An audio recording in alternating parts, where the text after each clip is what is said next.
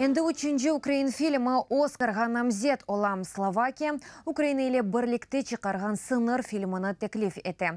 Эн ее четел фильмі намзетлігіне жинайы триллердір. Фильм негізінде 2017 сенесі язда Словак Украин сынырында юз берген ақиқи вақиа тура. Тешкелей әләстіға алақасы олған айлелерінің аяти призмасы вастасы ile көстірілі. Режиссер Петр Бабьяк фильм Украина-Словакия Чехия территориясында чықарылды. Малеви жеті қысмен Украина devlet бюджетінден теменленілді. Шыны да қайдетмеге истер едімке бұсене Америка киноакадемиясының мукафатына Валентин Васяновичның қара севесі фильміде намзет ола. Аят манасы ақында фильм ве Шарунас Бартанасының ини Украин-Литван іші. Дәнбаш женкі аққындадыр.